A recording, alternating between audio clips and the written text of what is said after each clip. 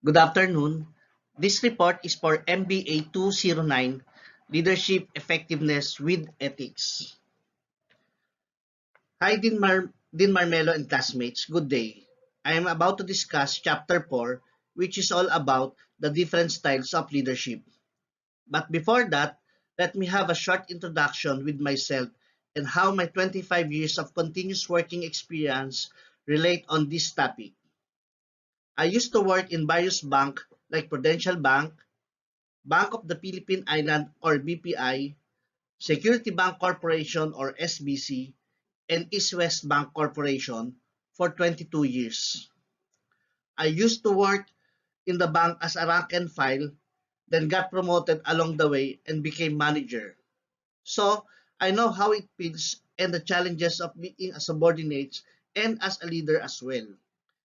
Handling different kind of people under your team is a difficult task, and it is very important to know the different style of leadership you will apply for different people in different scenario. Currently, I am now connected in an IT company as the head of the finance operations department, handling 25 people. However, despite of my 11 years leadership experience as a supervisor to manager and now as a department head, I'm continuing to look for new ways on how to improve myself as a good leader. Like what Donald McGannon says that leadership is an action and not a position, which I always put in mind.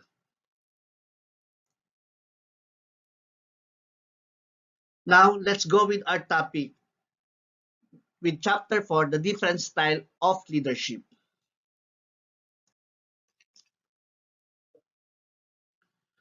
What is a leadership style? A leadership style refers to leaders' methods and behaviors when directing, motivating, and managing others. A person's leadership style also determines how they strategize and implement plans while accounting for the expectation of stakeholders and the well-being of their team.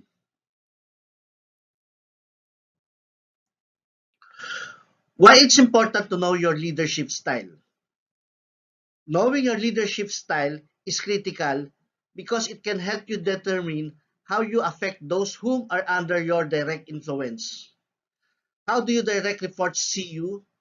Do they feel you're an effective leader? It's always important to ask for feedback to understand how you're doing. But knowing your leadership style prior to asking for feedback can be a helpful starting point. That way, when you receive junior employees' thoughts, you can automatically decide which new leadership style would be best and adapt the style's characteristic in your day-to-day management duties. Knowing your leadership style may also remove the need for getting feedback. Each leadership style has employees might hesitate to speak up even in an anonymous survey. Ready to find out which leadership style you might currently have? Check out the 8 most common ones at shows in the screens. There are 8 types of leadership. Number 1, democratic leadership. Number 2, autocratic leadership. Number 3, the laissez-faire leadership. Number 4, strategic leadership. Number 5, transformational leadership. Number 6, transactional leadership. Number 7, coach style leadership. And last, the number 8 is the bureaucratic leadership. Let, let us discuss this one by one. Number 1, the democratic leadership. This is commonly effective. Democratic leadership is exactly what it sounds like. The leader makes decisions based on the input of each team member. Although he or she makes the final call, each employee has an equal say on a project's direction. Democratic leadership is one of the most effective leadership style because it allows lower level employees to exercise authority they need to use wisely in future positions they might hold. It also resembles how decisions can be made in company board meetings. For example, in a company board meeting, a democratic leader might give the team a few decision-related options. They could then open a discussion about each option. After a discussion, this leader might take the board's thoughts and feedback its consideration, or they might open this decision up to a vote. Let's go to number two, the autocratic leadership. This is rarely effective. Autocratic leadership is the inverse of democratic leadership. In this leadership style, the leader makes decisions without taking input from anyone who reports to them.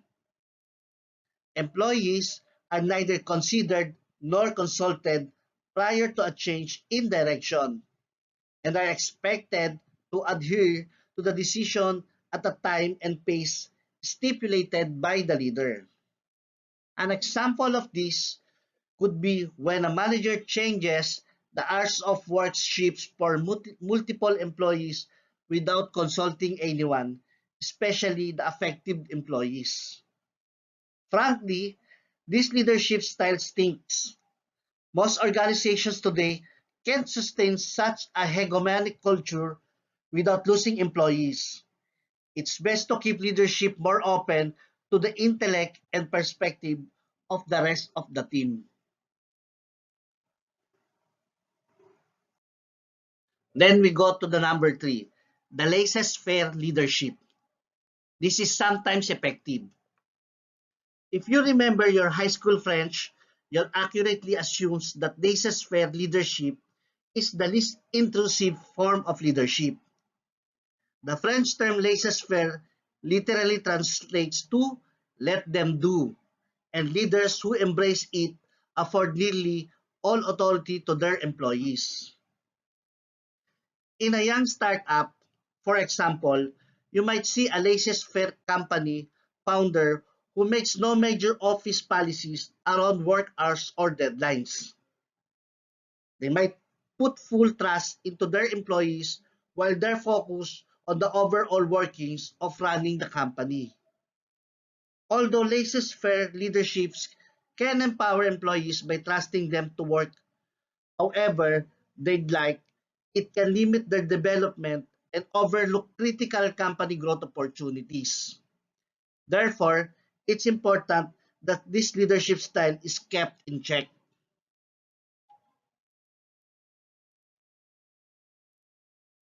Let's move to number four, the strategic leadership. This is commonly effective. Strategic leadership sits at the intersection between a company main operations and its growth opportunities. He or she accepts the burden of executive interests while ensuring the current working conditions remain stable for everyone else. This is a desirable leadership style in many companies because strategic thinking supports multiple types of employees at once. However, leaders who operate this way can set a dangerous precedent with respect to how many people they can support at once and what the best directions for the company really is if everyone is getting their way at all times.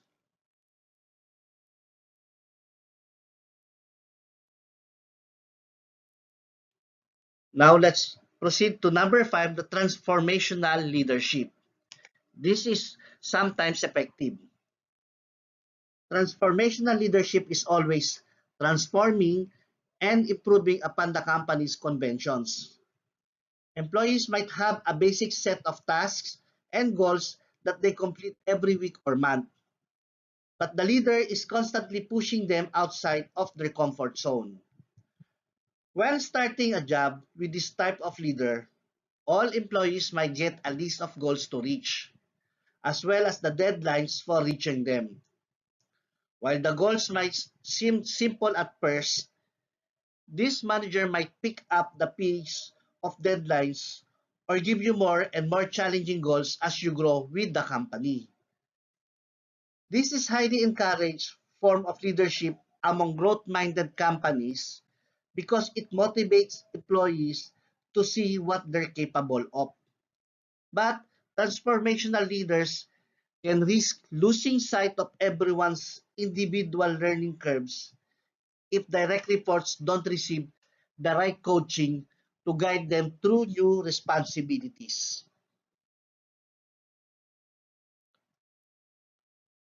Let's move on with number six, the transactional leadership. This is sometimes effective. Transactional leaders are fairly commonly today. These managers reward their employees for precisely the work they do. A marketing team that receives a scheduled bonus for helping generate a certain number of leads by the end of the quarter is a common example of transactional leadership. When starting a job with a transactional boss, you might receive an incentive plan that motivates you to quick master your regular job duties. For example, if you work in marketing, you might receive a bonus for sending 10 marketing emails. On the other hand, a transformational leader might only offer you a bonus if you were to result in a large number of newsletter subscriptions. Transactional leadership helps establish roles and responsibilities for each employee, but it can also encourage bare minimum work if employees know how much their effort is worth at all times. This leadership style can use incentive programs to motivate employees, but they should be consistent with the company's goals and used in addition to unscheduled gestures of appreciation.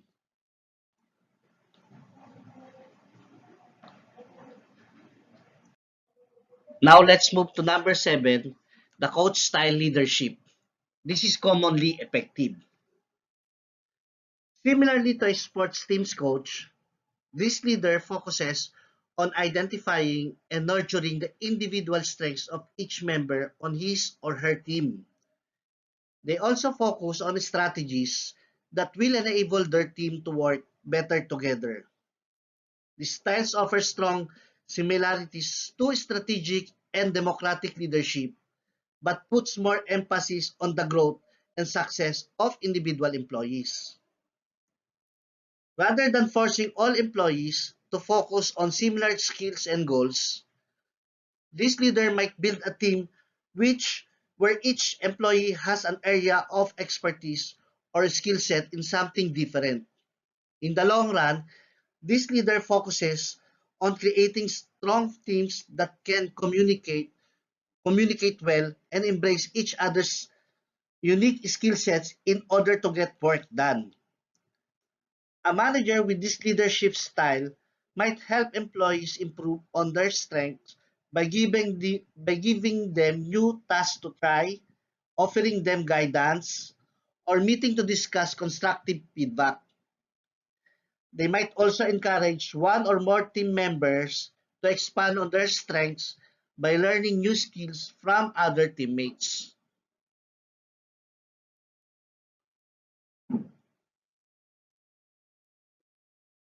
And let's proceed to the last style of leadership, which is the bureaucratic leadership.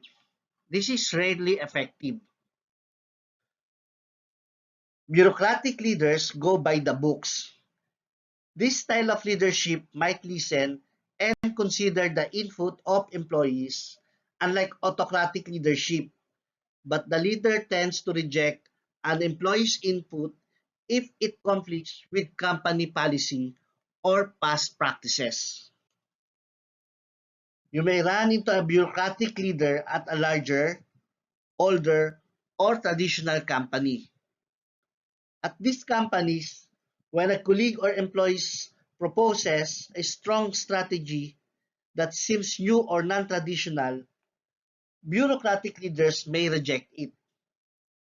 Their resistance might be because the company has already been successful with current processes and trying something new could waste time or resources if it doesn't work.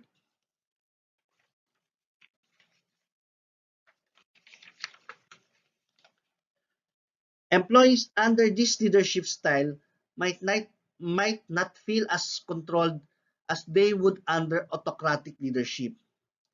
But there is still a lack of freedom in how much people are able to do in their roles. This can quickly shut down innovation and is definitely not encouraged for companies who are chasing ambitious goals and quick growth.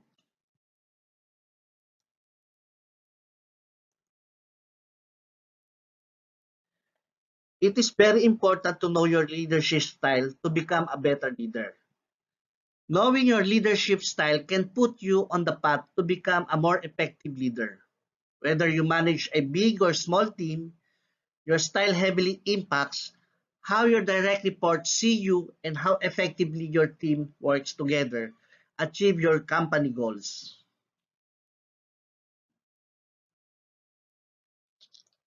That's all for today, classmates. Dean, uh, hope you understand my report and learn something about this topic. Thank you and have a blessed day.